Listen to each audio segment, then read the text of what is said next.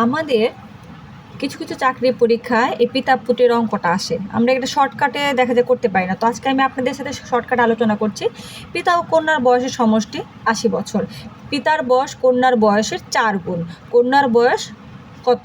আচ্ছা, এটা আমরা শর্টকাটে যদি করি তাহলে আমরা কিভাবে করব সমাধান? এখানে 4 গুণ 1, তার কারণ কি এখানে বলা হয়েছে পিতার বয়স কন্যার বয়সের 4 গুণ, তাই এটা হচ্ছে এই 4 গুণ।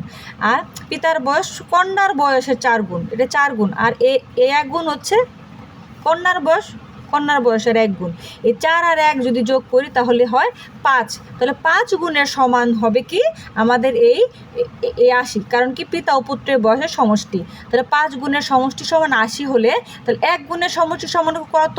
এই যে আমরা করে কাটাকাটি করে কি পেয়েছি? 16 পেয়েছি। আমাদের কি চেয়েছে? কন্যার বয়স কত? কারণ কি বলেছে পিতা ও কন্যার বয়সের সমষ্টি হচ্ছে 80 বছর, পিতার বয়স কন্যার বয়সের 4 গুণ, তাই এখানে শুধু আর হচ্ছে 1 গুণ হচ্ছে কন্যার বয়স, তাই এখানে কন্যার বয়স সমান সমান 1 গুণ হচ্ছে কি 16 বছর।